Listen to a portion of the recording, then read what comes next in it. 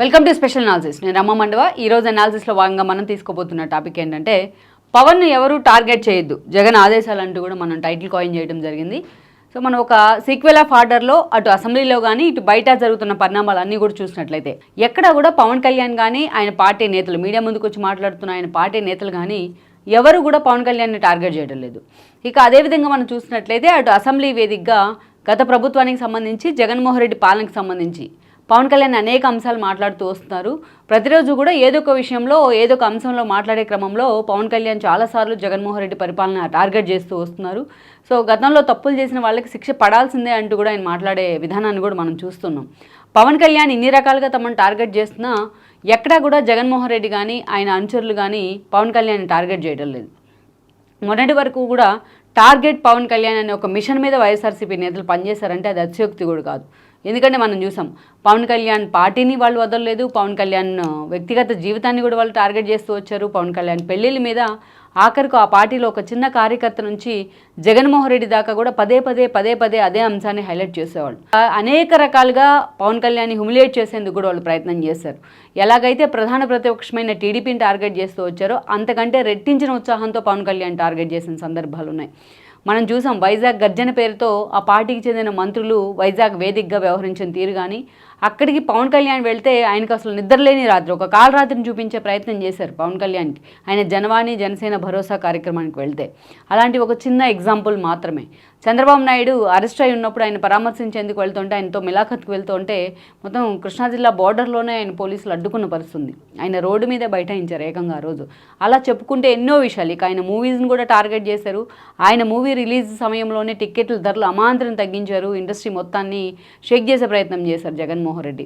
1, 2 అన్న తేడా లేకుండా అనేక ఇష్యూల్లో పవన్ కళ్యాణ్ను టార్గెట్ చేయించిన పరిస్థితి ఉంది. కాపు నేతలను ముందు పెట్టి ఒక పేర్ని నాని లాంటి వాళ్ళు, ఒక అంబటి రాంబాబు లాంటి వాళ్ళు ప్రతిరోజు కూడా వీళ్ళు మీడియా ముందుకు వచ్చే ప్రయత్నం చేశారు. పవన్ కళ్యాణ్ని తిట్టించడానికి మాత్రమే వాళ్ళకు ఒక ప్రత్యేక శాఖలు కూడా కేటాయించడం జరిగింది. ఇక అంతకు మించి ఎన్నికల సమయంలో చూస్తే ముద్రగడ పద్మనాభం లాంటి కాపు సామాజిక వర్గానికి తాను ఒక్కడే రిప్రజెంటేటివ్ అని చెప్పుకునే ముద్రగడ అలాంటి నేతను ముందు పెట్టి మరి పవన్ కళ్యాణ్ని ప్రతిరోజు కూడా వ్యక్తిగతంగా విమర్శలు చేయించారు జగన్మోహన్. ఇక అప్పటి నుంచి కూడా జగన్ ఎప్పుడైతే అధికారంలోకి వచ్చున్నారో అప్పటి నుంచి కూడా పవన్ కళ్యాణ్ నిజంగానే టార్గెట్ చేయటం లేదు. హఠాత్తుగా అటు చంద్రబాబు ప్రభుత్వాన్ని టార్గెట్ చేస్తున్నారు, రెడ్ బుక్ పేరుతో లోకేష్ని టార్గెట్ చేస్తున్నారు. కానీ పవన్ కళ్యాణ్ విషయంలో మాత్రం చాలా సీరియస్గా జగన్మోహన్ రెడ్డి సైలెంట్ అయిపోయారు.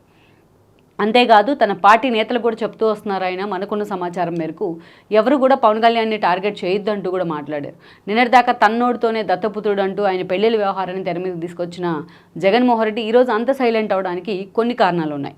ఎందుకంటే ఈరోజు కాపు సామాజిక వర్గ ఓట్లన్నీ కూడా జగన్మోహన్ రెడ్డి ఎంతగా ఫోకస్ పెట్టే ప్రయత్నం చేసినా, ఎంతగా వాళ్ళని కవ్వించే ప్రయత్నం చేసినా, ఎంతగా రెచ్చగొట్టే ప్రయత్నం చేసినా ఆ ఓట్లన్నీ గుంపగొత్తగా మన కూటమి ప్రభుత్వానికే పడ్డాయి. అటు టీడీపీ అండ్ జనసేన మధ్య స్పష్టమైన ఓట్ బ్యాంక్ షేరింగ్ అనిపించింది. చాలామందిలో అనుమానాలు ఉంటే మొన్నటి ఓటర్లు చూపించిన ఏదైతే ఒక పట్టుదల ఉందో అది 1 సైడెడ్గా అటు కాపు ఓట్లు ఎక్కువగా ఉన్న చోట అటు కమ్మ సామాజిక వర్గ ఓట్లు కూడా ఏ అభ్యర్థి నుంచి ఉంటే ఆ అభ్యర్థికి తేడా లేకుండా, అది టీడీపీ అభ్యర్థ, జనసేన అభ్యర్థ, లేకపోతే బీజేపీ అభ్యర్థి అన్న తేడా కూడా కాపు సోదరులు చూడలేదు.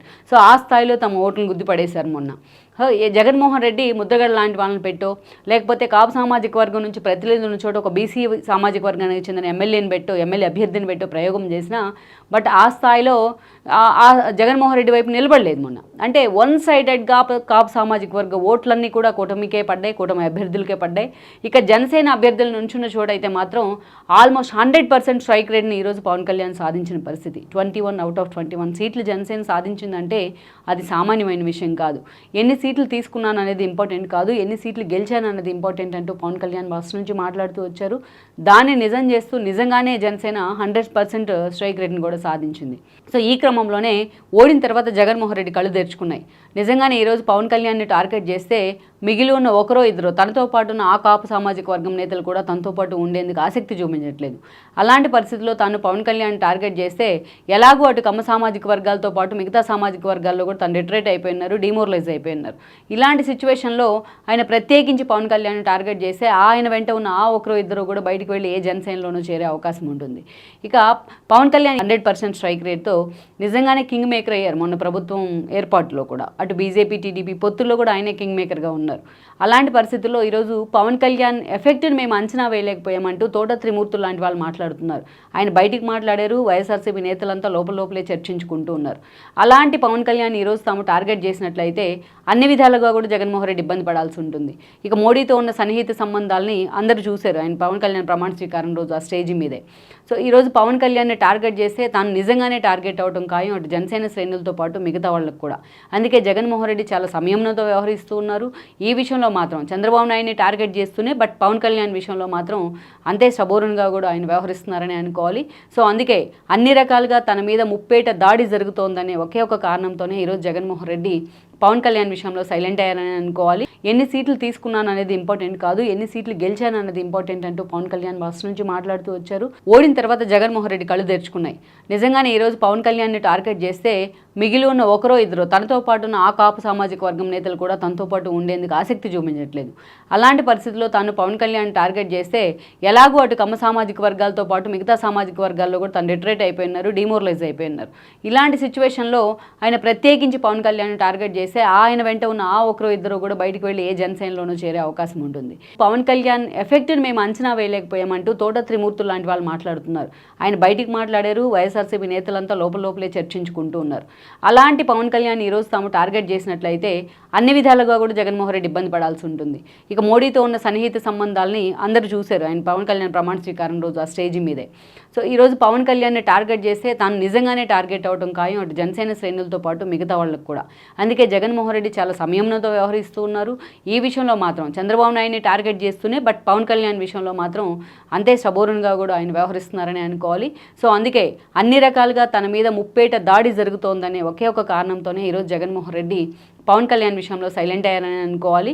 మొత్తానికైతే ఇది ఎన్ని రోజులు ఈ సైలెన్స్ కొనసాగుతుంది, నిజంగానే పవన్ కళ్యాణ్ తమను టార్గెట్ చేస్తున్న అసెంబ్లీ వేదికగా ఎన్ని రోజులు జగన్మోహన్ రెడ్డి సాఫ్ట్గా ఉండే ప్రయత్నం చేస్తారన్నది మనం చూడాల్సి ఉంది. ఈ వీడియో మీకు నచ్చినట్లయితే please share, like and subscribe R24 Telugu.